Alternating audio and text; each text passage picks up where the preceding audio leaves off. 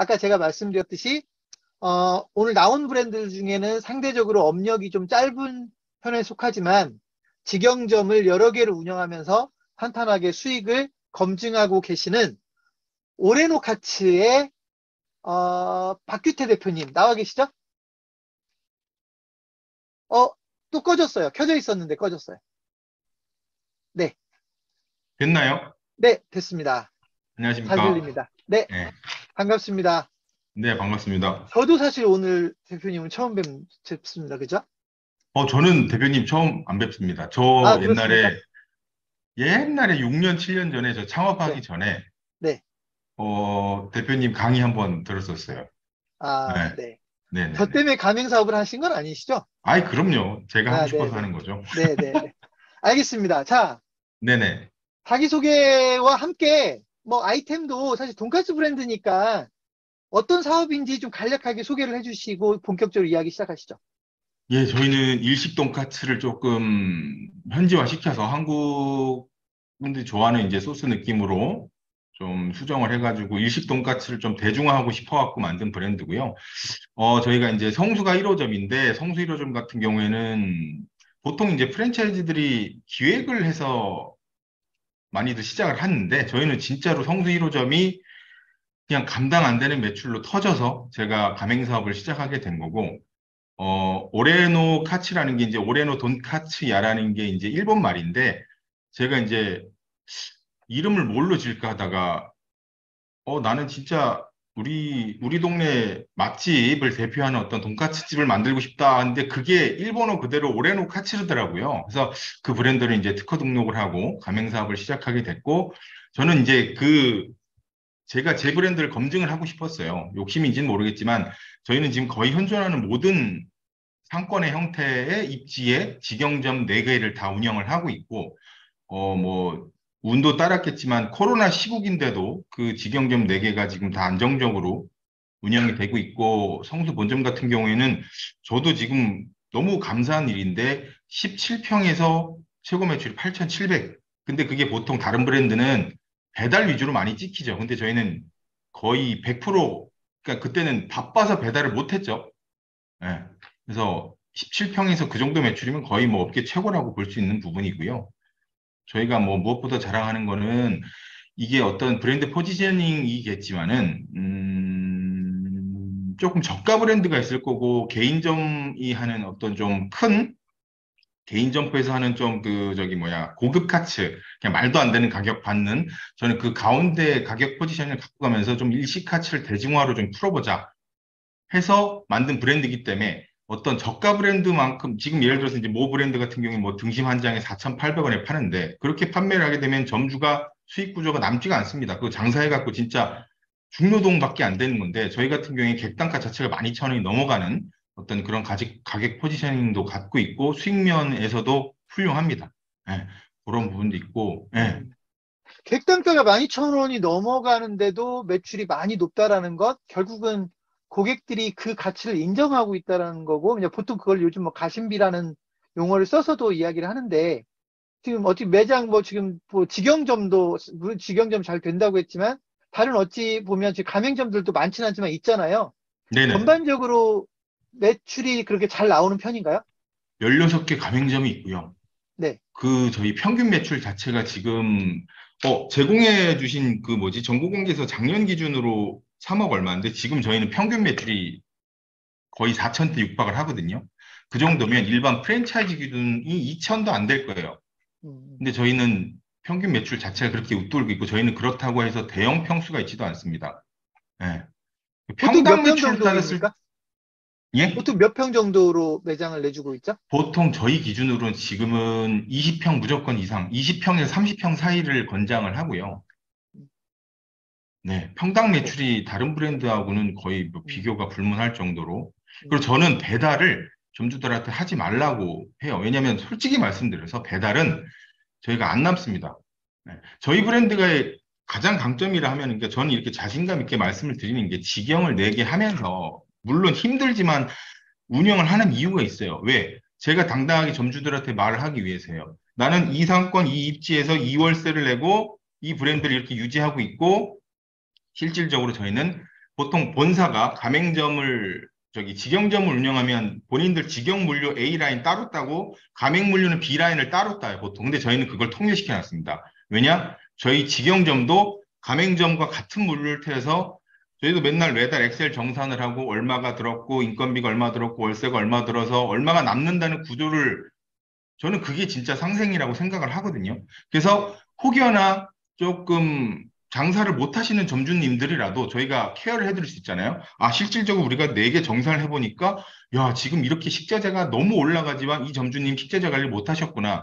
우리 같은 기준으로는 35에서 37% 사야 되는데 왜 42%가 났을까? 사장님 지금 문제가 뭐냐 해서 바이제 파견해서 식자재를 뭘 남용하고 있는지, 어떤 직원이 뭘 실수를 하고 있는지 그런 부분도 잡아드릴 수 있는 부분이고, 사실 저는 본사가 제일 중요한 게 뭐 바이저 직원 뽑아서 운영 관리를 하는 것보다도 물류 컨트롤에 점주가 어떤 상권에서 입지해서 주방 몇 명, 홀 몇 명을 돌려가지고 세금 내고 나서 얼마 남느냐가 중요한 건데 그 수익 구조에서 가장 중요한 건 저는 첫 번째 계약할 때 입지 선정이 뭐 98%라고 생각하는 사람이지만 둘째 운영으로 들어왔을 땐 식자재입니다. 본사가 너무 욕심부려서 물류비를 올려가다 보면 그거는 점주가 남는 구조 자체가 안 나오게 되고, 실제로 저희 같은 경우는, 다른 본사는 한 물류 마진, 이제 절대 매출상에서 물류 마진 한 30% 가져가죠. 그래서 이제 본사 사무실 임대료 내고 직원, 바이저 뭐 본부장 월급 주고 뭐 디자이너 월급 주고 하겠지만 저희는 직영점이 4개이기 때문에 바이저에 대한 고정비 부담이 없습니다. 그래서 다른 본사와는 다르게 한 물류비를 한 20% 정도 가져가요. 그래서 현장에 직영점에 근무하고 있는 점장들이 실제 오픈 바이저, 관리 바이저로 휴무를 돌려가면서 뜁니다. 그렇다는 얘기는 본사의 고정비가 적다는 거고, 사실상 프랜차이즈 본사들이 직원을 많이 뽑으면 그게 사실 물류비 부담으로 가는 게 맞는 거거든요. 저는 예를 들어, 제가 뭐, 맨 처음에 말씀드렸지만 제가 그 대표님 창업하기 전에 초창기 강의 들을 때도 왜 프랜차이즈들은 항상 양아치 소리를 듣는가? 나라면 저런 소리 안 듣고 진짜 상상하는 프랜차이즈 만들 수 있지 않을까라는 어떤 그런 정말 순수한 마음으로 사업을 시작했었는데, 지금 제가 그걸 나름 구현을 하고 있다고 생각을 하고 있거든요. 그래서 저는 음, 진짜 실제로 이 본사에 와서 점주가 상담을 하러 오더라도 그냥 제 대학로 매출, 선릉 매장 매출을 그냥 엑셀을 까서 보여줘 버려요. 그럼 거기에 실질적으로 프랜차이즈가 뭐 우리는 식자재 얼마고 뭐 얼마고 해서 뭐 순수익률 뭐 39% 말도 안 되는 거 올려놨지만 사장님 어떻게 그러면 우리 브랜드 지금 한 2천 개 돼야 된다고 솔직하게 얘기를 합니다. 정산이라는 걸 이런 식으로 나오면 인건비 배치 이렇게 돼서 이렇게 이게 실제 수익률이고 그 브랜드에 대한 선별을 할 때 가장 중점을 둬야 될 것이 본사 구조가 어떻게 돌아가느냐고 실제 수익률이 그러니까 진짜 광고를 해서 점주를 하나 꼬셔내기 위한 그런 수익률이 아니라 실제 광고 실제 그 손익이 얼마나 나는지를 봐라. 우리는 직영 4개로 증명을 하고 있고 우리는 자신이 있으니까 점주도 찾아가서 물어봐라. 이렇게 이제 얘기를 하는 편이고 예. 네네 대표님, 그렇게 근데 하고 제가 있습니다. 그럼 여기서 지금 대표님이 네네네네. 워낙 말씀을 잘하셔서 네네 네, 제가 감사합니다. 끼어들 여지가 없는데, 네, 근데 또 질문은 있어야 되니까. 예예. 근데 사실은 이런 거는 궁금해요. 지금 원가, 식재료 뭐 이런 부분을 말씀을 하셨는데, 네네. 장사가 잘 되는 건 또 다른 문제거든요. 그러니까 예를 들면, 식재료, 우리는 식재료에서 많이 남기지 않는다. 그래서 더 많은 이익을 창출하게 해줄 수 있다. 여기까지는 공감을 할 수 있는데, 사실 많은 분들은 뭘 걱정하냐면, 만들어 놓고 장사가 안 되면 어떻게 하죠? 이걸 걱정하거든요. 그래서 제가 이제 대표님께 질문 드리고 싶은 게, 직영점 다 지금 장사가 잘 된다고 그랬고, 가맹점도 평균 매출액이 지금 4천을 아까 넘어설 단계로 다 갔다고 했는데, 왜 장사가 잘 된다고 생각하십니까? 저희는 명확합니다. 저희는 기획된 프랜차이즈가 아니고 명확한 시그니처 메뉴가 있어요. 인스타그램에 페이스북에 오레노 카츠, 네이버에 오레노 카츠를 검색하시면 다른 데 없는 정말 절대적인 시그니처 메뉴가 있어요. 그게 이제 체다 크림치즈 카츠인데 제가 왜 그거를 메인으로 밀었냐면 그때 한창 연돈 볼카츠 그 백종원 사장님께서 돈가스 띄우실 때 모짜렐라 돈가스라는 게 엄청 성황을 했어요. 저는 그때 이제 생각을 한 게, 야, 그러면 20개면 20개, 어딜 가나 모짜렐라 돈가스를 파는데, 나 같으면 그러면 내가 체다 치즈를 좋아하니까 체다 치즈 돈가스로, 어, 대한민국 최초 돈가스로 한번 키워드를 잡아서 가맹 사업을 해봐야겠다 한 게, 음, 그게 이제 소위 얘기해서 유명 블로거, 유명 인스타그래머들이 오고, 이제 연예인들이 오면서 정말 그 17평에서 말도 안 되게 정말 거짓말 하나 안 하고 30m를 매일 줄을 서가면서 그 17평에서 8,900까지도 팔았거든요. 음. 근데 그런 일이 발생이 됐고, 저는 그것을 이제 그간 이제 여러 수업도 들으면서 프랜차이즈화를 시키는 공부를 해왔고, 그 프랜차이즈를 오레노카츠로 이제 시스템을 만들어 지금 운영을 하고 있는 거거든요. 여기서 하나 그러면요. 네네. 대표님, 근데 네. 그렇게 되면 갑자기 토론 모드로 들어가는데 그걸 왜 다른 데서는 못 만드나요? 오, 틀에 박혀 있는 것 같아요. 보통 프랜차이즈들이 네. 아시겠지만 많은 헤드헌터들에 의해서 본부장급 바이저들이 이 회사에서 저 회사로 가고 저 회사에서 이 회사로 가잖아요. 근데 네. 저희는 지금 본사 인력이 경력직이 한 명도 없습니다. 그냥 다 제가 장사 한개 때 할 때부터 그 친구들을 점포를 오픈시켜서 그 친구를 사장을 만들고 그 친구들 지금 저랑 가맹사업을 같이 해가고 있거든요. 그렇게 운영을 하고 있어서인지 틀에 박힌 프랜차이즈 운영? 예를 들어서 프랜차이즈 보통 물류 상담할 때, 야, 여기 수익 30% 갖고 가야 돼. 이렇게 시작을 해요. 근데 저희는 저희가 직접 그냥 하나하나 직영점 하나를 운영해가면서 구조를 잡아온 거거든요. 아니요, 아니요. 그게 아니라 아까 네, 네네. 그 시그너처 메뉴라고 지금 자신 있게 말씀하신 네. 그런 메뉴를 사실은 그게 정말 그렇게 잘 나가면 지금 돈가스 브랜드 경쟁 치열하잖아요. 네네네. 그거 지금 다 왜 따라하고 그분들 있어요. 그걸 못 만들까요? 그거 다 따라하고 있는데, 네, 체다 치즈 소스라는 게 네. 유통기한도 있고, 저희처럼 지금 20개에서 월에 이제 톤 단위로 쓰고 있는 브랜드가 아닌 이상 유통 구조를 잡을 수가 없습니다. 그래서 음, 그거를 지금 제가 알기로는 창업경영신문에서 관계가 있는 회사에서도 따라했죠. 따라했다가 메뉴를 그러니까 뺐습니다. 왜? 고객사 예, 관계가 예. 있다고 하지 마시고요. 고객사에, 고객사. 네, 고객사도 네, 네. 이제 돈가스 브랜드들이 웬만해서 사실 따라하고 싶어도 따라할 수 없는 구조긴 합니다. 그 메뉴는. 그리고 음, 이미 대한민국 최초 키워드를 갖고 갔다는 게 중요하고요. SNS에 음, 검색을 해보시면 그거를 어느 정도 분별하실 수 있는 분들이라면 네. 아마 느낌이 오실 겁니다. 예. 음. 가맹점주들에게 이제 가맹점을 내주실 때 네네네. 이런 원칙을 지키면 누구나 잘할 수 있다라고 하는 그 사장님만의 원칙이 있을 거예요. 저는 그걸 네네. 성공 전략이라고 부르는 거고, 그 네네네네네. 성공 전략 몇 가지를 좀 제시해 주십시오. 저는 일단은 뭐 돈이 정말 많으셔서 가게를 나는 오토로 하고 싶다 이런 분이 오시더라도 저는 내드린 적이 딱 한 번 있는 제가 거기서 되어가지고 그래도 지금 운영은 잘하고 계세요. 나름 직원들도 잘 와갖고 운영하고 계신데, 근데 그걸 하면서 느꼈던 게 이제 1차적으로, 앞으로 다시는 오토 매장으로 운영할 사람하고는 진행 안 해야겠다.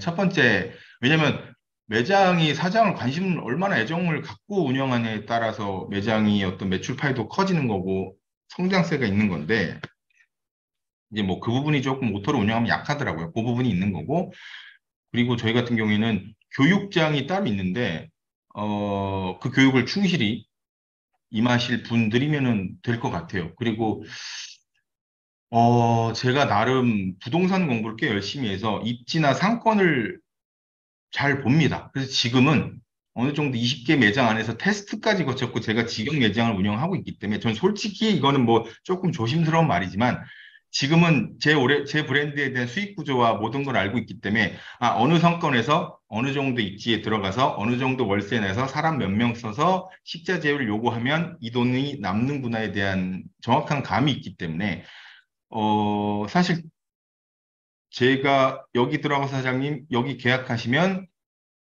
됩니다라고 하면은 되는 정도의 브랜드로 만들어 놨어요. 그 정도의 자신감이 있기 때문에. 예. 저 같은 경우에는 지금 뭐 저희가 뭐 어제 회의한 내용인데 장사해서 안 되면 본사가 인수한다라는 거 광고 돌리라 그랬거든요. 제가 마케팅 팀한테. 이제 안 그런 정도의 되면 본사가 자신감까지. 인수하겠다. 네네네. 예를 들어서 예를 들어 점주한테 지금 그게 법적으로도 허용은 안 되지만 사장님 저 자리 하세요라고 본사가 얘기하면 안 되거든요, 원래. 근데 제 지침을 모든 걸 따랐을 때 그 매장 장사가 안 되면, 왜냐면 제 직영점 기준으로 제 돈이라고 생각하고 저는 오픈을 할 거니까 안 되기가 쉽지는 않을 것 같아요. 예, 이제 음, 거의 제 기준에는 정답은 있거든요. 음. 질문에서 1층에서만 영업을 해야 되나라고 질문도 하셨는데, 예, 저는 무조건 1층이라고 생각해요. 그리고 강남점이 2층에 있는데 그 단독 네. 계단이 빠져 있습니다. 단독 계단이 연결이 돼 있는다는 기준을 제외하고는 저희는 무조건 1층만 가능하다고 생각을 하고, 예를 들어서 1층에 들어갈 보증금, 권리금, 임대료가 안 된다. 안 하면 됩니다. 음, 근데 무리해서 평수 넓혀서 2층을 들어간다? 강남권이나 웬만한 메인 상권, 예를 들어서 뭐 3번 상권, 진짜 뭐 권리금 월세 파이가 높은 데를 제외하고는, 어, 1층이어야 돼요. 저희는 매점 무조건 홀 매장 기준이고, 홀 대표님, 그 매출이 나와야 남죠. 직영점 네네. 4개라고 하셨잖아요. 네네네. 보통 월세가 어느 정도 선에서 구성되나요? 그거는 너무 그때그때 다른 게, 제가 근데 이제 뭐, 아니, 객기라면 객기일 수 아니, 있는데, 예, 월세.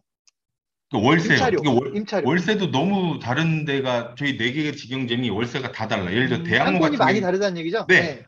대학로 공연가 상권 같은 경우 13평에 월세 660이고요. 음, 선능점 33평에 450이고요. 대치점 35평에 540이고요. 그리고 성수점 같은 경우에는 좀 싸요. 17평에 300만 원이고요. 다 너무 다른데 평수도 다 다르고 그 상권의 어떤 뭔가 이 뭐랄까 지금 그 예를 들어서 그 뭐냐 자릿세가 다르다는 거겠죠. 평당 단가가. 예. 그런 대표님은 그러니까 느낌에서 입지의 중요성을 매우 네. 높게 보시는 편이시네요. 그죠? 좋은 자리에서 매출이 잘 나오는 건 당연하다고 생각을 하거든요. 근데 네. 저는 그게, 뭐랄까, 너무 매출이, 뭐라고 표현을 해드려야 되지, 이거를. 그러니까 저는 근데 대학로 매장으로 증명을 하고 싶었던 게 뭐냐면, 네, 네. 13평에 660 월세를 내가 감당해서 여기서 수익 구조를 만들어내면, 나한테 어떤 점주가 와도 나는 이 사람한테 수익을 내게 할 수 있지 않을까 하고 제가 그거를 저기 코로나 때 음, 음. 계약을 해서 들어갔는데 지금 13평에서 저번 달 5,200 나왔거든요. 그렇다는 얘기는 그냥 하루 종일 손님이 들어온다는 거죠. 그래서 그렇게 고정비가 높은 걸 내가 감당하고 이 브랜드로 수익 구조를 낸다면 어느 누가 와도 나는 성공 창업을 시켜줄 수 있겠다. 그러니까 물론 보장된 성공 창업은 없겠지만 막말로 제가 아무리 좋은 조건 만들어줬대도 진짜 점주가 와서 뭐 이런 표현을 해도 될지 모르겠지만 똥 싸놓으면 어떻게 장사가 잘 되겠습니까? 그죠? 제가 네. 걱정하는 건 제가 네네. 이제 맨 마지막에 사실 상권 입지에 대한 강의를 하기로 했잖아요. 네네네. 사실 이제 거기서 제가 강조하는 포인트와는 조금 어긋날 거예요. 그래서 예를 음, 들면 대표님이 제 네, 교육을 일단 뭐 길게 하진 않지만 그걸 네. 들으면 이제 나중에 저하고 토론하자고 할까 봐 일단 그런 부분은 좀 차이가 있는데 어쨌든 근데 그게 대표님의 확신이기 때문에 좋은 입지를 선택해야 매출이 제대로 나온다라고 하는 선택이기 때문에 아니, 그걸 아니요. 가지고 저는 그렇지는 않아요. 그러니까 좋은 네네네 입지를 선택하면 당연히 매출은 나오는 음, 건데, 음, 브랜드의 어떤 잠재돼 있는 그 뭐라 그럴까, 그 브랜드력이라고 해야 되죠? 브랜드 네, 파워와, 그러니까 저는 네, 알맞은 거라고 생각해요. 보증금, 권리금, 월세가 네, 알맞게 맞는 평수로 들어가서 안전 네. 창업을 하는 게 포인트라고는 생각합니다. 음. 네, 대표님 2분밖에 안 남았어요. 네네. 그래서 창업 비용과 대표님이 이제 꼭 하고 싶은 임팩트 있게 나는 이 얘기는 꼭 해야 되겠다고 하는 게 있을 것 같아서 2분 드리겠습니다. 저희는 뭐, 창업 비용 같은 경우에는 인테리어 평당 180이고요. 주방 평당 150입니다. 뭐 자세한 내용은 저희 본사로 문의해 음. 주시면은 제가 친절하게 답변 드리고 저희 직원들이 그래도 대략적인 총액 범위는 있을 거 아니에요. 저희는 예를 들어서 다른 본사는 진짜 어떻게 하면 줄여서 얘기를 할 텐데 저희는 그냥 젓가락 한 짝까지 8천에서 1억 사이면은 시설비 충분하고요. 네. 그리고 인테리어 퀄리티를 봐주셔야 되는데 저희 거 뭐 시간 되시면 네이버나 인스타 검색해서 들어가서 보시면 목공이 상당히 많이 들어가 있는 타 브랜드와는 좀 차별적이 있는 예쁜 인테리어입니다. 고 비용 기준으로 이제 이제 말씀을 드리는 거니까 그거를 이제 참고해서 생각을 해주셔야 8천에서 되고요. 1억 정도. 예. 네. 예. 그리고 별도 공사비 다 포함입니다. 여기서 네. 예를 들은 건 뭐 가스, 뭐 저기 뭐 포스비 뭐 이런 거 다 포함입니다. 젓가락 한 짝 포함에 대한 걸 말씀을 드린 거고. 네. 저희 브랜드 같은 경우에 고정비가 높은 수도권, 서울권에서만 제가 다 직접 진짜 직원 한 명 한 명 뽑아가면서 소통하면서 만든 브랜드고, 그걸 또 프랜차이즈화까지 시켜놓은 브랜드고요. 저희와 함께 진짜 진심 다해서, 이게 얘기해서 이제 뭐 직장인 보다는 저는 솔직히 훨씬 좋은 상황을 만들어줄 수 있다고 아직 자신을 하고 있는 상황이기 때문에 저희와 같이 발걸음 맞춰서 가실 분은 본사로 연락 주시면 감사할 것 같습니다. 네. 이상입니다. 네. 감사합니다. 네. 아유, 근데 정말 말씀 잘하세요. 아유, 네. 자, 고맙습니다. 여기까지 오늘 6개의 창업 아이템 다 소개가 끝났습니다.